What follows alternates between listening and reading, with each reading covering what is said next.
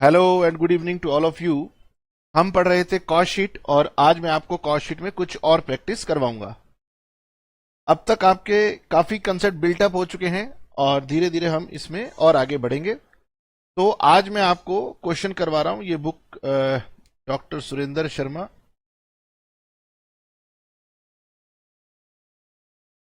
वहां से मैं आपको करवा रहा हूं। क्वेश्चन पढ़ते हैं। The following data relates to manufacturing of a standard product during the month. तो ये एक मंथ का डेटा आपको दिया हुआ है। हमारे पास opening stock of raw material था 80,000 और opening stock of work in progress था हमारे पास 50,000। रॉ मटेरियल परचेज किया, कैरिज इनवर्ड। कैरिज इनवर्ड को अभी तक आप समझ गए हैं, हम इसे कॉस्ट ऑफ रॉ मटेरियल में ऐड कर देते हैं। डायरेक्ट वेजेस आप जानते हैं। कॉस्ट ऑफ स्पेशल ड्राइंग्स, तो ये डायरेक्ट एक्सपेंस है। इसका मतलब ये है कि एक पर्टिकुलर प्रोडक्शन के लिए हमें कोई स्पेशल ड्राइंग की जरूरत पड़ रही है, तो ये उस पर्टिकुलर प्रोडक्ट की कॉस्ट है, इसीलिए हमने उसको डायरेक्ट एक्सपेंस मान लिया। Higher charges paid for the plant, ये भी लग रहा है कि ये प्रोडक्शन करने के लिए स्पेशली कोई प्लांट बुलाया गया है, तो आप इसे डायरेक्ट एक्सपेंस में दिखा सकते हैं। रिटर्न ऑफ रॉ मटेरियल, तो इसे आप रॉ मटेरियल परचेज में से माइनस करेंगे। कैरिज ऑन रिटर्न, अब ये जो रिटर्न है इसकी कैरिज का क्या करेंगे बताइए जी। कैरिज ऑन रिटर्न, तो बेटे मेरे को क्या करेंगे। कुछ बच्चों को लग सकता है कि सर इसे कैरिज इनवर्ड में से माइनस कर दो, जैसे परचेज रिटर्न को परचेज में से माइनस किया, इसे आप कैरिज इनवर्ड में से माइनस कर दो। आंसर इज नो, ऐसा नहीं है।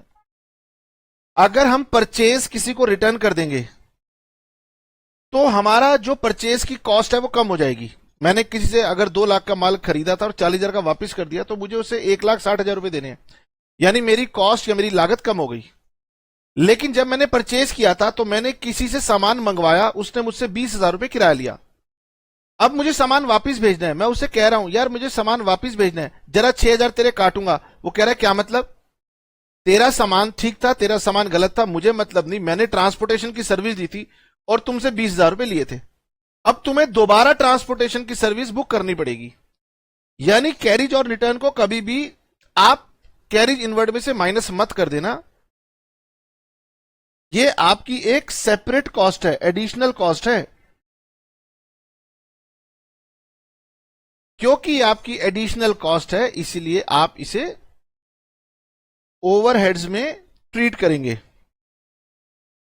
अब सर हम इसे कौन से ओवरहेड में ट्रीट करें, तो क्योंकि ये प्रोडक्शन की वजह से परचेज की गई थी, तो मैं इसको सुझाव दूंगा कि आप इसे प्रोडक्शन या फैक्ट्री ओवरहेड्स में दिखाएंगे। कैरिज इनवर्ड में गलती से भी माइनस मत करना, ये गलती हो सकती है आपसे। अच्छा ठीक है।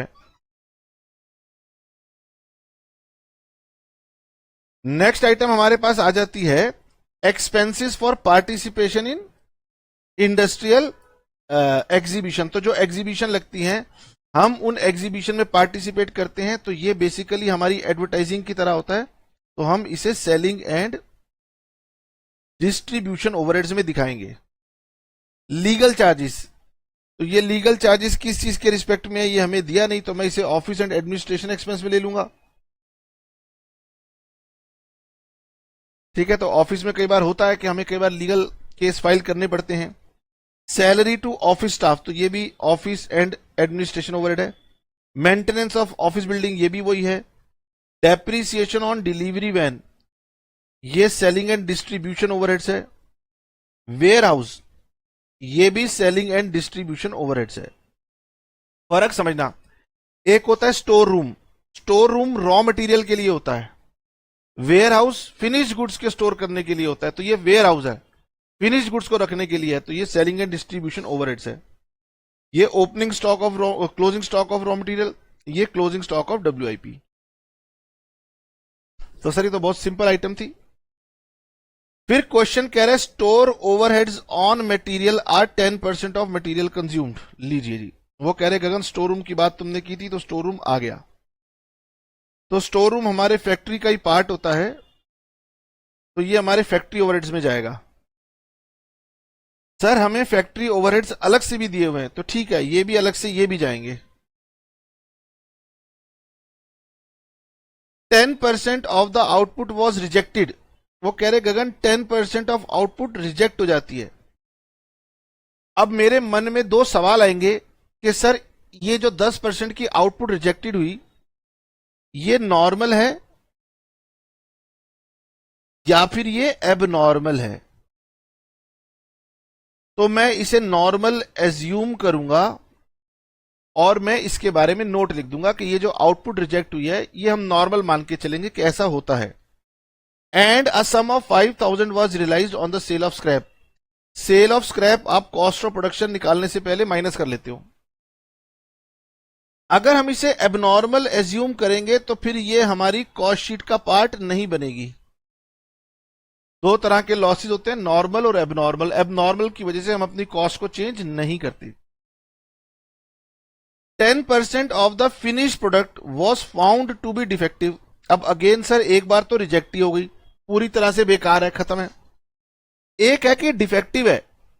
अब ये भी मान लेंगे कि ये भी क्या है, नॉर्मल है। Assume normal.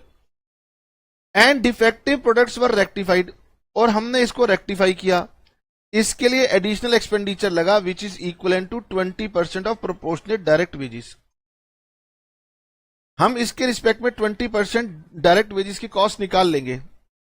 अगर हम इसे नॉर्मल एज्यूम कर रहे हैं तो ये हमारी कॉस्ट ऑफ प्रोडक्शन का पार्ट बनेगा। अगर हम इसे एबनॉर्मल मान लेंगे तो फिर हम इसे इग्नोर करना पड़ेगा, तो हम इसे नॉर्मल एज्यूम करेंगे। तो इसमें रिजेक्शन की वजह से कुछ बच्चे को डाउट हो सकता है कि सर हम क्या करेंगे। और अगर आपने थ्योरी आगे पढ़ी होगी तो वहां पर इसके बारे में उन्होंने डिस्कस किया होगा। Now total output was 8000 units during the month.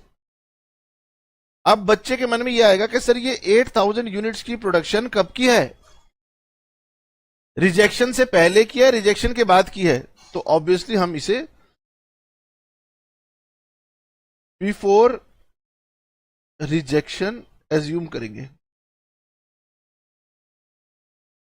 ठीक है, तो दो तीन आपको एजम्पशन लेनी होगी। अब आपके मन में आएगा सर हम ऐसे कैसे एजम्पशन लेंगे, तो मैं कहूंगा जनाब नया नया पढ़ना शुरू करें ना, थोड़ा समय बिताइए कॉस्ट शीट में, ये एजम्पशन आपके दिल से खुद ही निकल आएंगी कि हाँ सर यही एजम्पशन ठीक है, उल्टी पुल्टी एजम्पशन क्यों लेनी, है ना। ठीक है, कुछ बच्चों की आदत होती है कि सर हम तो दूसरी एजम्पशन लेंगे। ले लो भाई, मैंने तो वही कहा जो ज्यादातर लोग लेंगे। You are required to prepare a cost sheet for the above period. ऊपर के महीने की आपने कॉस्ट शीट बनानी है, रॉ मटेरियल कंज्यूम निकालना है, प्राइम कॉस्ट निकालना है, वर्क्स कॉस्ट निकालना है, कॉस्ट ऑफ प्रोडक्शन निकालनी है, कॉस्ट ऑफ सेल्स निकालनी है। अच्छा जी, और वो कह रहे लो मैं सीए एग्जाम का क्वेश्चन हूं, तो आपको लगता हो कि सीए एग्जाम का क्वेश्चन नहीं बनाना चाहिए तो मत बनाना, और अगर आपने कंसेप्ट बिल्डअप करना है तो आओ मेरे साथ बनाना शुरू करते हैं। ये कौन सी इलस्ट्रेशन थी, आई थिंक इलस्ट्रेशन नंबर 11 थी। यस, मैंने आपके साथ डिस्कस कर दी है, आप भी चाहें तो मेरे से आगे चल सकते हैं। नहीं सर, साथ साथ चलने में भलाई है। Cost sheet for the month of, शायद मार्च था, या रुपीज है, यहां पर्टिकुलर्स है। ठीक है, सबसे पहले लेंगे sir opening stock of raw material. कितना फिगर थी, 80,000। मैं इनर कॉलम में लिख रहा हूं, add raw material purchased less raw material returned. Raw material purchase किया था हमने 2 लाख का, और रॉ मटेरियल को हमने नीचे रिटर्न किया है 40,000 का।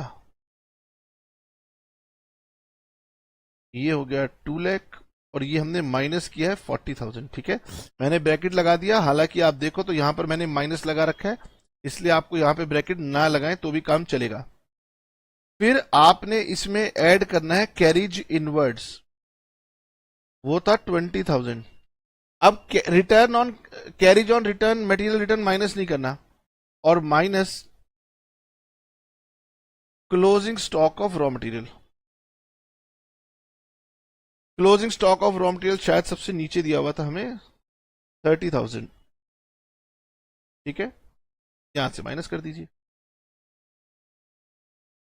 अब ये आएगा आपका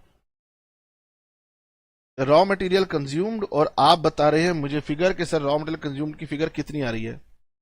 80,000 प्लस 2 लाख माइनस 40,000 प्लस 20,000 और माइनस 30,000। मेरे पास ये फिगर आ रही है 2,30,000। बताओ किसी को कोई दिक्कत? 2,30,000 और डायरेक्ट वेजिस। डायरेक्ट वेजिस हमें दी हुई थी क्वेश्चन में 1,20,000।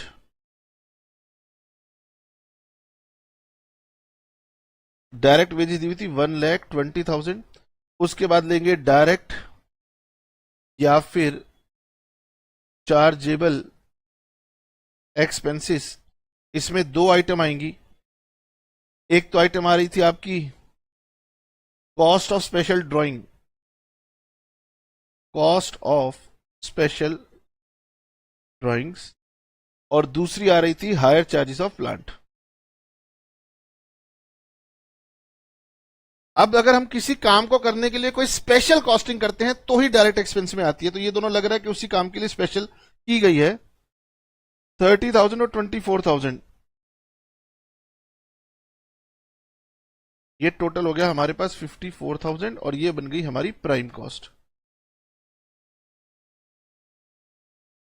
2,30,000 प्लस 1,20,000 प्लस 54,000, 4,04,000। इसमें ऐड करेंगे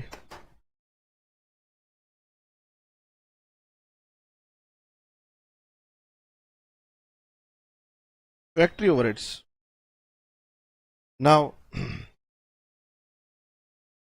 ये हो गया, ये हो गया, ये हो गया, ये हो गया और ये भी हो गया। ठीक है, okay.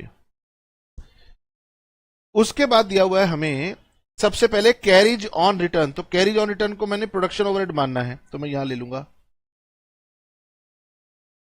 Carriage on return 6,000। Carriage on return 6,000। Expenses for participation in industrial exhibition, तो ये सेलिंग एंड डिस्ट्रीब्यूशन है। उसके बाद मैंने लिख के रखा हुआ है ऑफिस ऑफिस सेलिंग सेलिंग, और ये रॉ वर्क इन प्रोग्रेस का क्लोजिंग स्टॉक है। Store overheads on material 10% of material consumed, तो यहां लिखिए स्टोर्स ओवरहेड्स। मुझे बताएं कितना आएगा। 10% ऑफ मटेरियल, ये हो जाएगा 10% of material consumed, that is rupees 2,30,000, और इसका 10% हो जाएगा 23,000।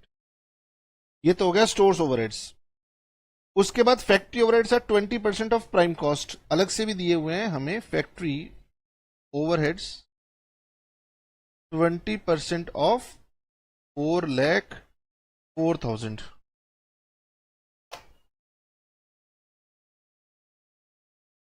तो 80,800।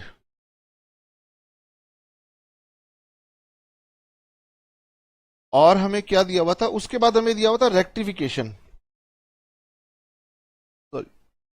10% of the output was rejected. नीचे दिया हुआ था कि हमारी जो आउटपुट है वो है 8,000, इसका 10% 800 यूनिट्स रिजेक्टेड है, और हमने इसे एज्यूम किया है नॉर्मल। अगर हम इसे एबनॉर्मल एज्यूम कर लेते तो हम इसे इग्नोर करते। अब कई बार स्टूडेंट को लगता है कि सर आपने कैसे इग्नोर किया। समझिए, मैं आपको ना एक छोटा सा कंसेप्ट समझाता हूं, ये हालांकि आप अकाउंट्स में भी समझते हैं। मेरी प्राइम कॉस्ट आई थी 4,04,000। थोड़ी देर के लिए मैं मान लेता हूं कि मेरे फैक्ट्री ओवरहेड सारे मिला जुला के 96,000 आए। मैंने कहा मैं एज्यूम कर रहा हूं, ये टोटल हो गया 5 लाख। ओके, मैं सब कुछ सिर्फ समझाने के लिए बता रहा हूं। मेरी आउटपुट थी 8,000 यूनिट्स, तो अगर मैं यहां पर देखूं तो मेरी एक यूनिट की कॉस्ट क्या आ रही है, यह आ गई 62 रुपीज 50 पैसा पर यूनिट। अब क्वेश्चन कह रहा है कि मेरी 800 यूनिट्स का डिफेक्ट आ गया।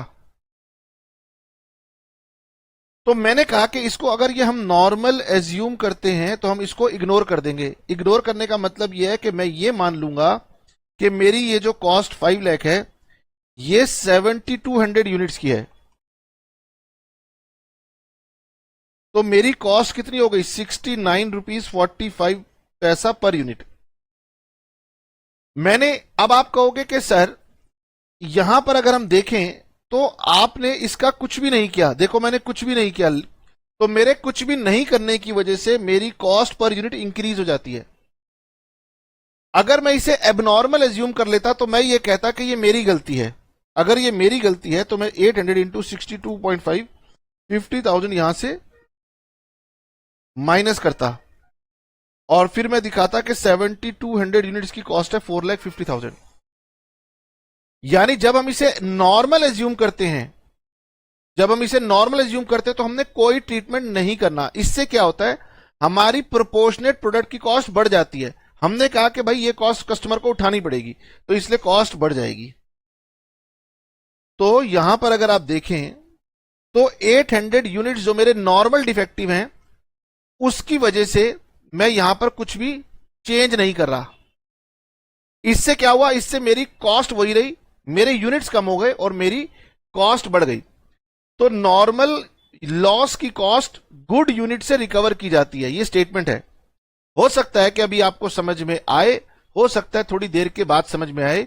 मैंने क्या स्टेटमेंट दी कि नॉर्मल लॉस की वजह से गुड यूनिट्स की कॉस्ट बढ़ जाती है। तो अभी मैंने दिखाया कि मैं जब कुछ भी नहीं करूंगा तो मेरी कॉस्ट 62.50 पैसा से बढ़ के 69 रुपीज 45 पैसे चली जाएगी। मैं ये कह रहा हूं कि लॉस नॉर्मल है, इसलिए इसका भार, इसकी कॉस्ट अब वो यूनिट्स उठाएंगे जो सही बने हैं, और ये इंडस्ट्री प्रैक्टिस होती है। तो ये एग्जाम्पल मैंने लिया था और इस एग्जाम्पल को अब मैं यहां से हटा देता हूं। आपने नोट करना होगा तो आप बैक करके नोट कर लीजिएगा, समझने की बात थी।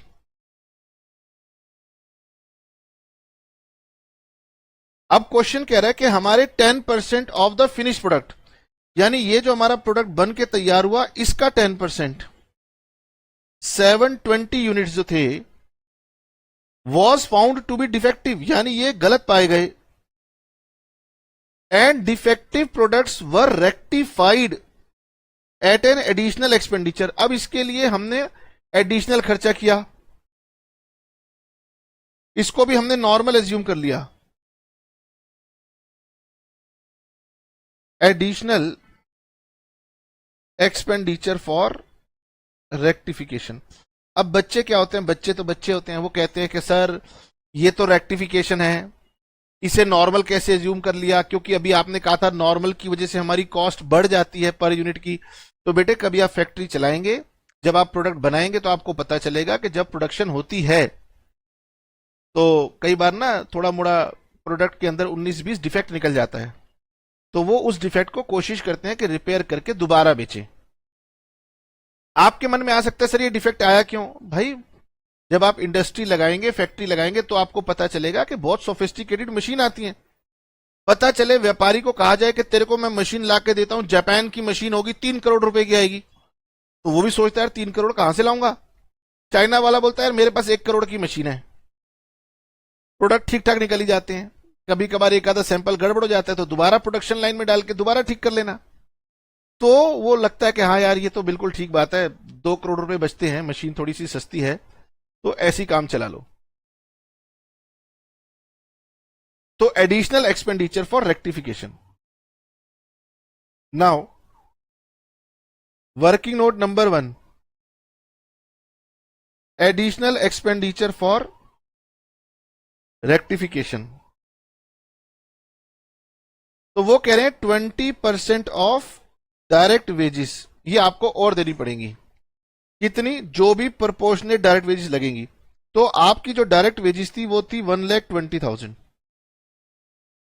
1,20,000 रुपीज खर्च करके आपने 8,000 यूनिट बनाए थे, तो 720 यूनिट को बनाने के लिए कितनी डायरेक्ट वेजेस लगेंगी? क्या ये मैथमेटिक्स आप समझते हैं? 1,20,000 रुपीज खर्च करके 8,000 यूनिट्स बनाए थे, तो 1,20,000 डिवाइडेड बाई 8,000, तो 720 बनाने में कितने लगेंगे? तो सर ये लगेंगे 10,800। तो क्या हमें पूरी पूरी लेबर दोबारा देनी है? उन्होंने कहा नहीं, इसका 20% आपको देना पड़ेगा। इसका 20% निकालेंगे, ये आएगा 2,160। यहां लिख दीजिए 2,160। टोटल वेजिस 8,000 यूनिट्स को बनाने में खर्च हुई थी, तो एक यूनिट की कॉस्ट निकाली। 720 बनाने में कितनी लगेंगी वो निकाली। तो क्या रेक्टिफिकेशन में पूरी कॉस्ट देनी है? उन्होंने कहा नहीं, जितनी लगनी चाहिए थी उसका 20% लगेगा अब, तो इंटू 20% किया। ये हमारी additional expenditure for rectification of units आ गया। नाउ अब हमारे पास ये जो फैक्ट्री ओवरहेड्स आ गए, 6,000 प्लस 23,000 प्लस 80,800 और प्लस 2,160, 1,11,960। इसका नाम हो जाएगा ग्रॉस वर्क्स कॉस्ट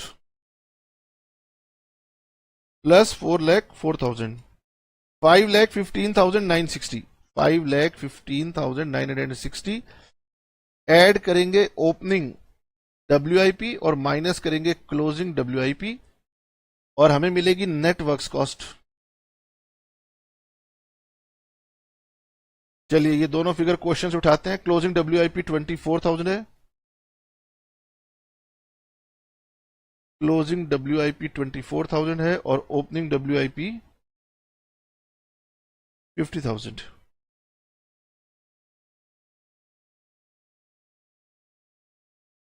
तो प्लस 50,000 और माइनस 24,000, ये मेरे पास आ गई 5,41,960।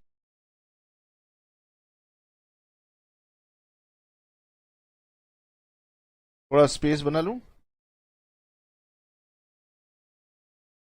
अब इसमें हम ऐड करेंगे। मुझे बताइए, आपने क्वेश्चन पढ़ा था, कोई रिसर्च एंड डेवलपमेंट कॉस्ट आई हो, कोई क्वालिटी कंट्रोल कॉस्ट आई हो, कोई प्राइमरी पैकेजिंग कॉस्ट आई हो? बताइए जी। सर ये सब कुछ नहीं था, लेकिन एक आइटम थी सेल ऑफ स्क्रैप, जो आपका नॉर्मल लॉस हुआ था उसका सेल ऑफ स्क्रैप आया था हमारे पास। सेल ऑफ स्क्रैप 5,000, यस, यहां से सेल ऑफ स्क्रैप को ट्रीट करेंगे। तो हमने इसका ट्रीटमेंट कर दिया, इसका कर दिया और इसका कर दिया। हमने इसका भी ट्रीटमेंट कर दिया और इसका भी ट्रीटमेंट कर दिया, वेरी गुड। तो ये 5,000 यहां से हम लेस करेंगे, ये आएगी हमारे पास कॉस्ट ऑफ प्रोडक्शन। तो इस क्वेश्चन में बेसिकली यही प्रोडक्शन की बात थी, डिफेक्ट्स की ही बात थी। इसके बाद इसमें ऐड कर दीजिए ऑफिस एंड एडमिनिस्ट्रेशन ओवरहेड्स और फिर सेलिंग एंड डिस्ट्रीब्यूशन ओवरहेड्स, आपकी कॉस्ट ऑफ सेल्स आ जाएगी, क्वेश्चन हो जाएगा खत्म।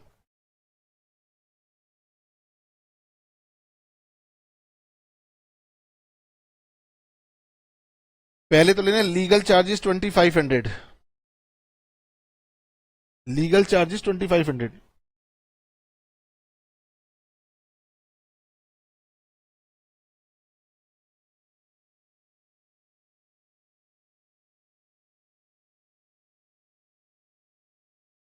Salary to office staff 25,000, maintenance of office building 2,000, salary of office staff, maintenance of office building, ये 2,000 था, और ये आई थिंक 20,000 था, 25,000 था, 25,000 था।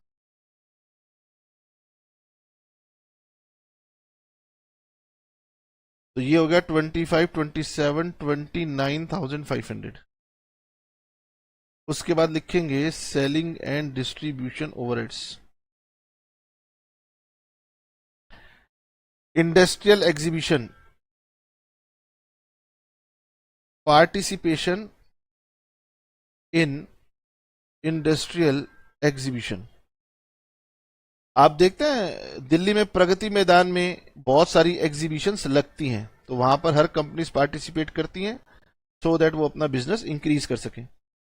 उसके बाद डेप्रीसिएशन ऑफ डिलीवरी वैन और warehouse charges, depreciation of delivery van और warehouse charges. Delivery van का डेप्रीसिएशन था 6000 और ये था 1500, ये हो गया 15,000 1500 और ये हो गया हमारा कॉस्ट ऑफ सेल्स। क्वेश्चन में ना तो सेल्स दिया है और ना ही कोई प्रॉफिट की जानकारी दी है, तो इसे हम 29,500 और 15,500 प्लस करेंगे 5,81,960। चलिए जी, तो इसके बाद हम आगे बढ़ते हैं और फिर एक और क्वेश्चन को ढूंढ के लाते हैं, वो करेंगे। अब सर कौन सा क्वेश्चन करेंगे, तो अब हम चलेंगे महेश्वरी मित्तल वाली बुक पे। ये महेश्वरी मित्तल बुक है और हम इलस्ट्रेशन नंबर 7.14 करेंगे। एग्जामिनेशन में ये भी क्वेश्चन बहुत तरीके के कॉमन है। देखिए इसमें क्या कहते हैं, वो कहते हैं the fancy toy company are manufacturers of two types of toys. मतलब ऐसे क्वेश्चंस भी पॉपुलर हैं जहां पर क्वेश्चन ये कहता है कि कंपनी एक कॉमन रॉ मटेरियल से दो डिफरेंट प्रोडक्ट बनाती है। जैसे यहां पर दो तरह के टॉयज बना रहे हैं, पीछे हमने क्वेश्चन किए थे जिसमें दो तरीके के मास्क बन रहे थे, तो इस तरह के भी क्वेश्चंस आते हैं। The manufacturing cost direct material total लगा 2 लाख, एक्स और वाई दोनों को बनाने में। डायरेक्ट वेजेस लगी 1,12,000, ये भी एक्स और वाई दोनों को बनाने में लगी। प्रोडक्शन ओवरहेड्स 48,000, एक्स और वाई दोनों का कंबाइंड है, यानी ये तीनों प्राइम कॉस्ट के खर्चे हमें कंबाइंड दिए हुए हैं। हमें इसका ब्रेकअप करना पड़ेगा और ब्रेकअप कैसे करेंगे वो भी क्वेश्चन बताएगा। ठीक है सर। क्वेश्चन कह रहा है कि there was no work in progress at the beginning और at the end of the year. मेरा काम आसान कर दिया, कह रहे कि अगर कोई WIP नहीं है। इट इज एसरटेन्ड, ये पता चला direct material in type x cost twice as much as direct material in type y. वो कह रहे कि अगर एक्स को बनाने में दुगना मटेरियल खर्च होता है वाई के कंपैरिजन में। ठीक है सर। अब सर हम पढ़ेंगे सीधा पॉइंट नंबर 6। पॉइंट नंबर 6 कह रहा है कि हमारी जो प्रोडक्शन हुई है वो कितनी हुई है। टाइप एक्स के तो हमने बनाए हैं 40,000 टॉयज, जिसमें से 36,000 यूनिट्स हमारे बिक गए। इसका मतलब हमारे पास क्लोजिंग स्टॉक बचेगा फिनिश्ड गुड्स का 4,000 यूनिट्स का, उसकी भी वैल्यू निकालनी पड़ेगी। टाइप वाई हमने बनाए 1,20,000 टॉयज, जिसमें से 1 लाख बिक गए, यानी कि 20,000 यूनिट्स वाई के भी स्टॉक में बच गए, उसकी भी वैल्यू निकालनी पड़ेगी। ओके नाउ एग्जाम में ना आजकल जब ये क्वेश्चन आता है तो वो कहते हैं गगन एक ही प्रोडक्ट का बना दो। पुराने टाइम में तो आते थे एक्स और वाई दोनों का बनाओ, लेकिन अब आता है किसी एक का बनाओ, तो हमारी कैलकुलेशन वगैरह सब कुछ सेम रहेगी। इलस्ट्रेशन नंबर कर रहे हैं 7.14, बुक है Maheshwari Mittal. Total direct material जो हमें दिया हुआ है उसे हम कहेंगे डायरेक्ट मटेरियल कंज्यूम्ड, क्योंकि क्वेश्चन में कोई opening closing stock of raw material नहीं है। डायरेक्ट मटेरियल कंज्यूम्ड है 2 लाख, ये एक्स है और ये वाई है। प्रोडक्शन एक्स की हुई 40,000 और वाई की हुई 1,20,000। नाउ क्वेश्चन कह रहा है कि material required to make product y is equal to, suppose मैं कहता हूं m। मटेरियल y को बनाने के लिए m लगता है। Material required to make product x is equal to 2m। एक यूनिट दिया, y को बनाने में जितना यूनिट मटेरियल का लगता है उसका डबल यूनिट हमारा x को बनाने में लगता है, ऐसा क्वेश्चन में लिखा था। Direct material in type x cost twice, यानी दोगुनी कीमत लगती है। यानी कि 2 लाख रुपए का मटेरियल खर्च करके मैंने एक्स के ऊपर इतना मटेरियल खर्च किया और वाई के लिए मैंने इतना मटेरियल खर्च किया। तो 2 लाख इज इक्वल टू, ये कितना हो गया,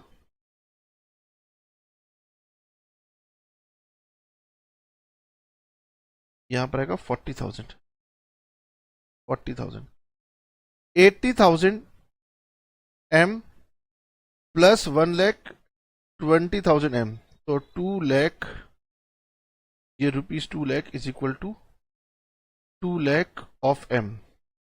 तो एम मतलब ₹1, यानी वाई को बनाने में 1 रुपए का मटेरियल खर्च हुआ, तो एक्स को बनाने में 2 रुपए का मटेरियल खर्च हुआ।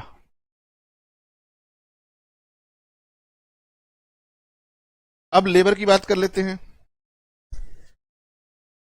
Direct wages for product why was 60% of those of type x.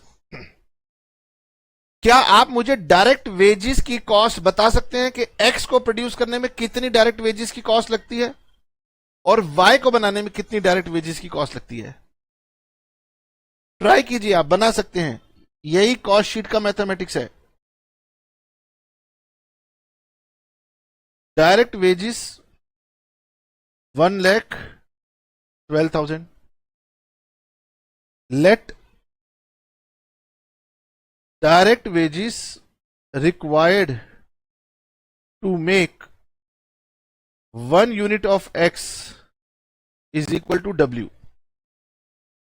तो direct wages required to make 1 unit of Y is equal to 0.6 W.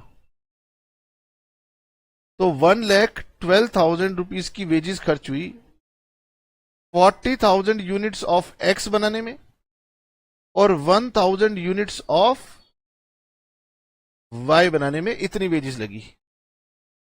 तो 1,12,000 इज इक्वल टू 40,000 डब्ल्यू plus 72,000 W.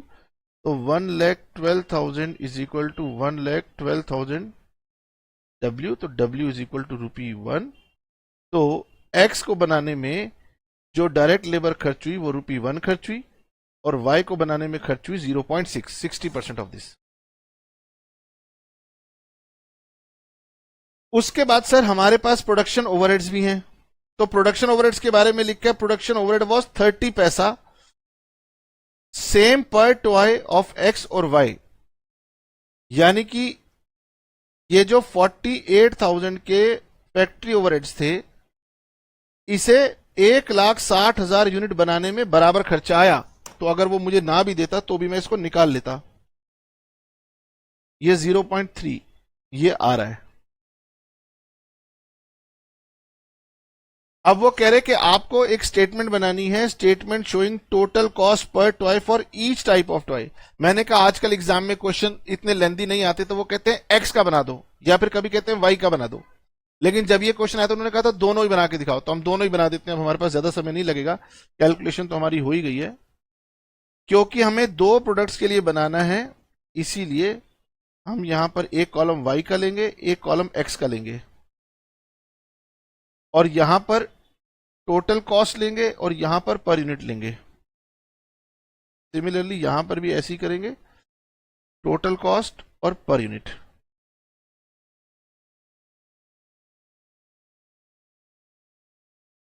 Particulars cost sheet यहां पर बनाए हैं हमने 40,000 units of x, 1,20,000 units of y।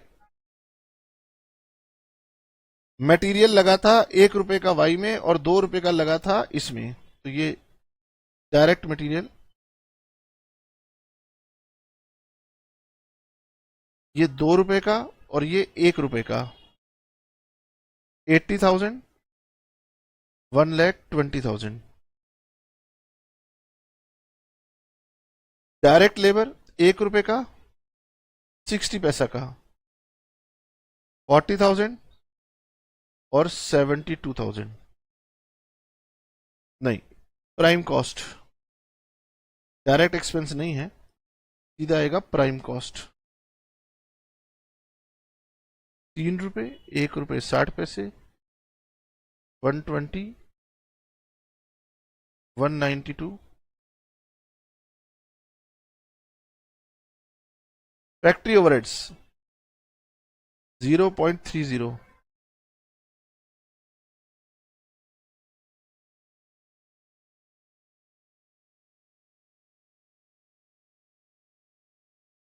Works cost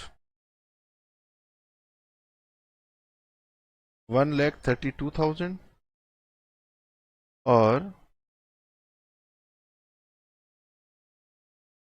2,28,000 1.90। ठीक है। एड एडमिनिस्ट्रेशन ओवरहेड्स एज्यूम कर लेते हैं रिलेटेड टू प्रोडक्शन, क्योंकि पुराना क्वेश्चन है तो नए फॉर्मेट के हिसाब से कुछ हमें एडजस्टमेंट करनी पड़ेगी। 200% of direct labour, 200% of direct labour.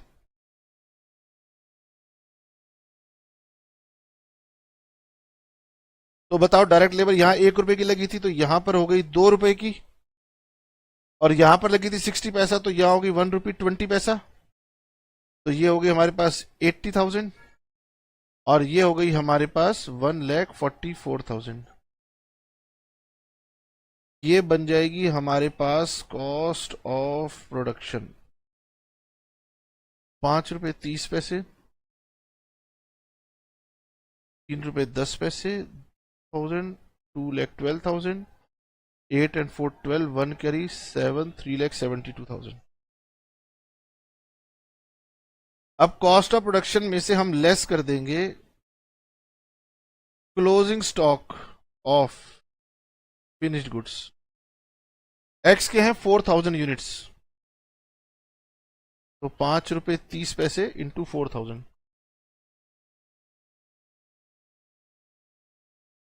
21,200। और अच्छा यहां पर ना अमाउंट मत डाल देना, आपको गलती लगेगी। और यहां पर आएगा वाई का 20,000 यूनिट्स, 62,000।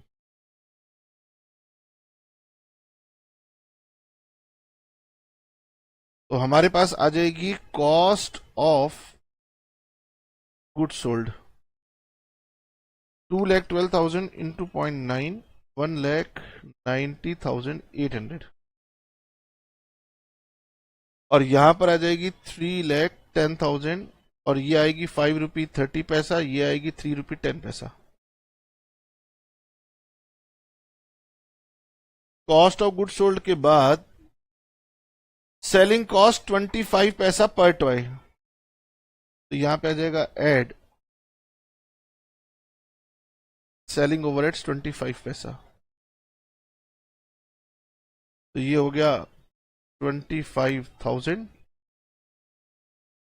ये हो गया 9,000।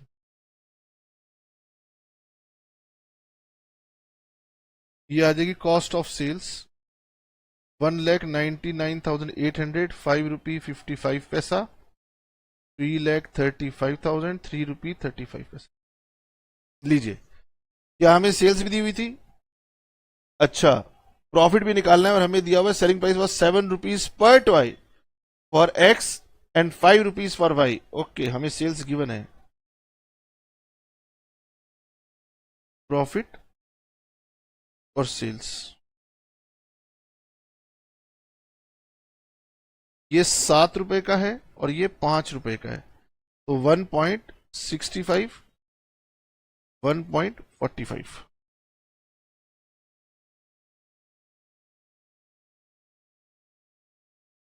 $52,200 का प्रॉफिट आएगा, 36,000 इंटू 7, 2,52,000 की सेल आएगी। यहां पर 5 लाख आएगा और यहां पर 1,65,000। ठीक है, तो हमने यहां पर दोनों टॉयज के लिए बना दी। एग्जाम में आजकल एक टॉय की आती है, एक टॉय की आएगी, तो भी कैलकुलेशन वही करनी है और आपने ऐसे ही मटेरियल और वेजेस को अलग अलग स्प्लिट करना है। ठीक है, अभी हमारे पास समय है तो हम एक क्वेश्चन और कर सकते हैं, तो एक छोटा सा क्वेश्चन और कर डालते हैं। चलिए, तो आज मैं आपको एक और क्वेश्चन करवाने जा रहा हूं। ये भी काफी फेमस क्वेश्चन है, आसान है लेकिन देखने में थोड़ा डिफरेंट लगता है, तो कहीं पहले देखा ना हो और एग्जाम में आ जाए तो आपको अजीब ना लगे। तो ये भी काफी पॉपुलर क्वेश्चन है, इसको हम आज करेंगे। अच्छा ये बताओ, आपको मेरी वीडियोस लगती कैसी हैं? कभी कभी यार कुछ कमेंट करके या मैसेज करके बता दिया करो। अच्छी लगती है तो दोस्तों के साथ शेयर भी कर दिया करो भाई। चलिए खैर, बातें कम करेंगे, काम ज्यादा करेंगे। क्वेश्चन कह रहा है कि ए लिमिटेड एक कंपनी है जिसके पास कैपेसिटी है to produce 1 lakh units of a product every month. ये उनकी मंथली कैपेसिटी है। Okay, its works cost at varying levels of production is as under. वो कह रहे गगन छोड़ो, direct material, direct labour, direct expenses जोड़ेंगे, फैक्ट्री ओवरहेड्स जोड़ेंगे, वर्क्स कॉस्ट। कह रहे सीधा वर्क्स कॉस्ट निकाल के ही दे रहा हूं, यानी क्वेश्चन की स्टार्टिंग ही सीधा वर्क्स कॉस्ट से होने वाली है। पढ़िए जी, वो क्या कह रहा है। वर्क्स कॉस्ट, अगर आप 10% प्रोडक्शन करते हैं, बताओ 10% प्रोडक्शन का मतलब कितने यूनिट्स हो गए? यानी अगर आप 10,000 यूनिट्स बनाएंगे तो आपकी कॉस्ट 400 रुपए पर यूनिट आएगी। बताइए, अगर आप 20% कैपेसिटी पर काम करेंगे तो आपकी कॉस्ट कितनी आएगी? 20,000 यूनिट्स बनाएंगे तो आपकी कॉस्ट आएगी 390, 10 रुपए कम हो जाएगी। और अगर आप 30% कैपेसिटी पर बनाएंगे तो आपकी 30,000 यूनिट्स बनेंगे, कॉस्ट और 10 रुपए कम हो जाएगी। 40% कैपेसिटी पर बनाएंगे और 10 रुपए कम हो जाएगी। तो उन्होंने बताया आपको कि अलग अलग लेवल पर अगर आप ऑपरेट करते हैं तो आपकी कॉस्ट थोड़ी इकोनॉमी की वजह से कम होती जाएगी। अब बच्चा कहते हैं सर अभी तक ऐसा डेटा दिया नहीं, तो डेटा थोड़ा अलग दिया, क्वेश्चन आसान है। वो कह रहे हैं कि गगन फिक्स्ड एडमिनिस्ट्रेशन एक्सपेंसेस है 1,50,000। अब सर ये रिलेटेड टू प्रोडक्शन है या नहीं है, वो तो एजम्पशन लेनी पड़ जाएगी। Fixed marketing expenses 2,50,000 rupees per month है। हमारे फिक्स्ड एडमिनिस्ट्रेशन एक्सपेंस 1,50,000 रुपए के हैं और फिक्स्ड मार्केटिंग एक्सपेंस 2.5 लाख रुपए हैं। वेरिएबल डिस्ट्रीब्यूशन कॉस्ट 30 रुपए पर यूनिट है। तो आपको सेलिंग एंड डिस्ट्रीब्यूशन कॉस्ट दी हुई है। अब क्वेश्चन शुरू होता है यहां से, जो आपने समझना है। वो कह रहे हैं company can sell 100% of its product at 500 रुपए पर यूनिट। कंपनी अगर चाहे तो अपना 100% प्रोडक्ट बेच सकती है, मगर उसकी एक शर्त है। क्या शर्त है? 100% पर काम करने के लिए उसको गिफ्ट बांटने पड़ेंगे, costing 30 rupees per unit of sale. तो कंपनी को गिफ्ट बांटने पड़ेंगे जिसकी कॉस्ट आएगी 30 रुपए की। आपने कई बार देखा होगा कि कंपनी कई बार सेल बनाने के लिए कहती है कि हम साथ में आपको ये गिफ्ट आइटम देंगे, तो उन्होंने कहा गिफ्ट आइटम साथ में देंगे 30 रुपए की, तो हमारे 100% मतलब 1 लाख यूनिट बिक सकते हैं। It has a lucky draw every month. हर महीने लक्की ड्रॉ निकालना पड़ेगा, क्योंकि ये ऊपर की मंथली प्रोडक्शन था ना, तो लक्की ड्रॉ निकालना पड़ेगा। पहला प्राइस 50,000 का देना पड़ेगा, दूसरा प्राइस 25 का, तीसरा प्राइस 10,000 का, और 3 कंसोलेशन प्राइसेस देने पड़ेंगे 5,000 ईच। इसका मतलब हर महीने लक्की ड्रॉ पे आपको खर्च करने होंगे 50,000,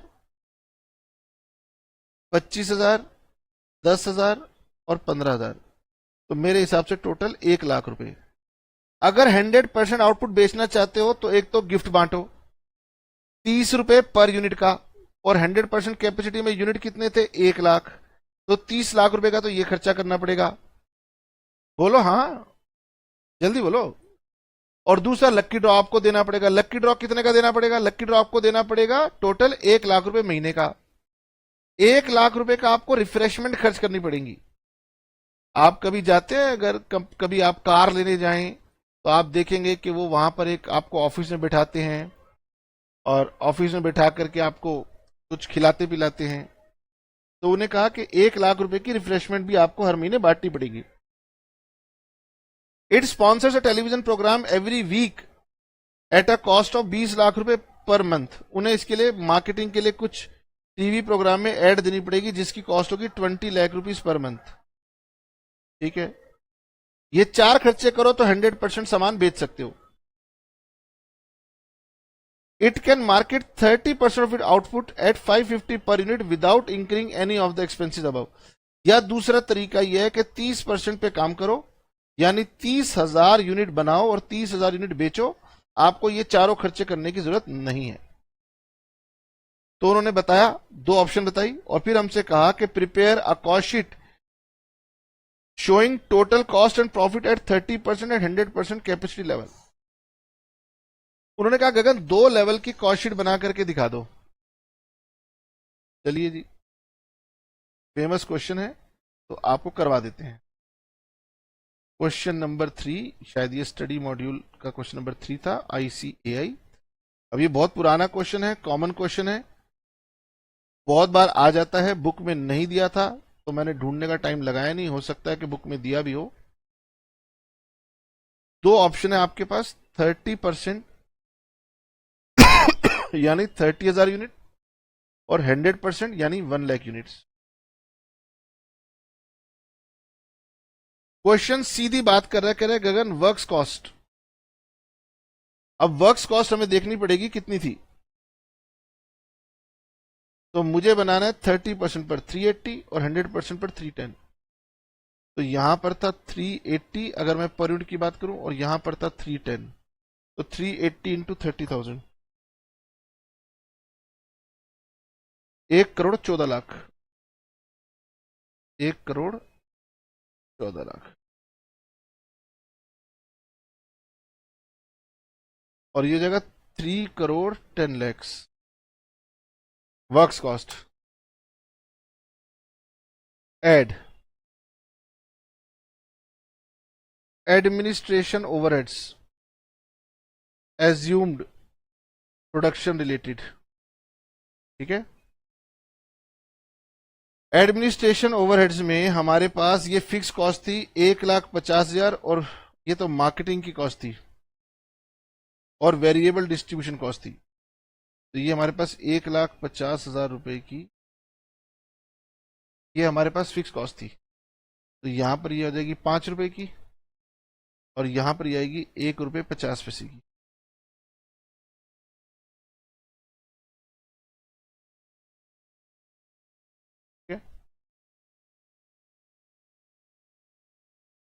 ये हमारी बन जाएगी कॉस्ट ऑफ प्रोडक्शन, ये होगी 385, 1,15,000, 15,50,000, 311 रुपए 50 पैसे, 3,11,00,000 और 50,000। Add office and administration over. Fixed marketing expenses हैं 2.5 लाख रुपए के।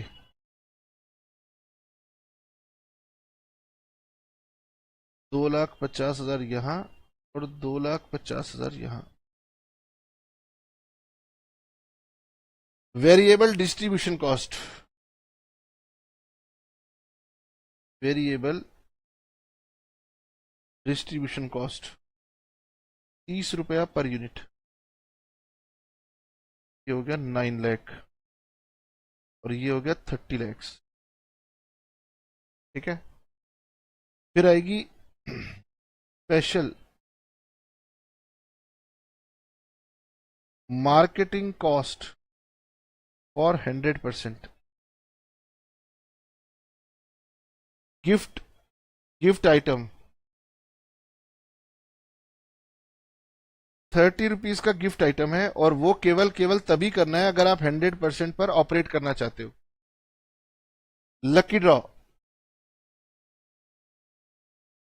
लकी ड्रॉ की कॉस्ट आ रही थी 1 लाख, तो ये 1 रुपया बन गई। रिफ्रेशमेंट,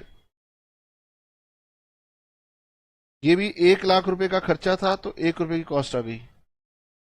और स्पॉन्सरशिप प्रोग्राम 20 लाख,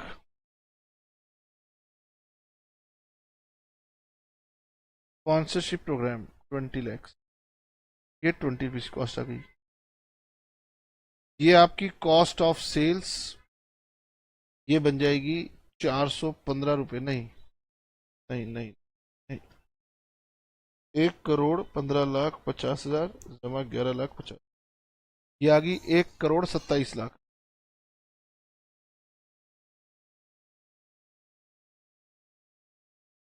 423.33।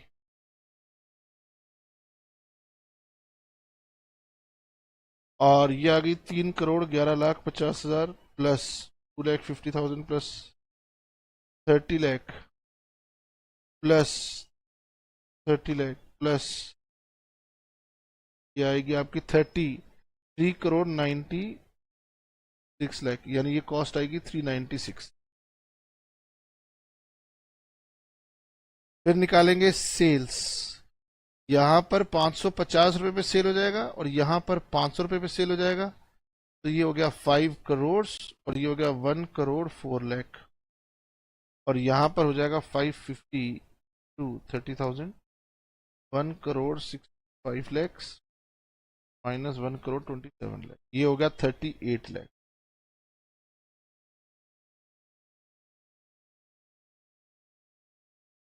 $126 हमने बना के दिखा दी। क्या इसने हमसे कुछ कमेंट मांगा था? ठीक है, इसने हमसे कुछ कमेंट नहीं मांगा, एडवाइस नहीं मांगा, वरना हम कहते कि जिसमें प्रॉफिट ज्यादा हो वो काम करना चाहिए। तो फिर हमारा प्रॉफिट ज्यादा यहां पर आ रहा है तो हम ये वाला काम करेंगे। ठीक है, तो ऑलमोस्ट मैंने काफी वेराइटीज के क्वेश्चन आपको करवा दिए हैं मैं, लेकिन अभी एक क्लास और लगाऊंगा और उसके बाद मैं समझता हूं अब आप इतना परिपक्व हो जाएंगे कि फिर आप कॉस्ट शीट में खुद से उसको जितना चाहे प्रैक्टिस कीजिए, जितना चाहे प्रैक्टिस कीजिए, जहां से मिले वहां से प्रैक्टिस कीजिए। ठीक है, और जो क्वेश्चन डिफिकल्ट लगे उस पर इंपॉर्टेंट मार्क कर लो, जिस पे जो नया पॉइंट लगे उसकी हेडिंग बना लो, ये अपने आप बनाया करो। मैं तो जनरल कंसेप्ट याद कर लेता हूं और फिर मेरे लिए तो बहुत सारे क्वेश्चन लगता है इसमें क्या नया है, इसमें कुछ याद करने लायक मुझे लगता है कि है नहीं। तो आप अपने हिसाब से फर्स्ट टाइम पढ़ रहे हैं, जैसे आपको लगे हाँ ये क्वेश्चन मेरे को डिफिकल्ट लगा, ये पॉइंट मेरे को डिफिकल्ट लगा, उसको हाईलाइट कर लो, मार्क कर लो। तो एक क्लास में भी और प्रैक्टिस कराऊंगा, उसमें कुछ एक्सपेक्टेड इंक्रीज इन कॉस्ट के क्वेश्चंस कराऊंगा, फिर मेरे हिसाब से सारी वेराइटीज कवर हो जाएंगी, बाकी के क्वेश्चन आप खुद से बनाएंगे। चलिए टाटा, बाय बाय, सी यू।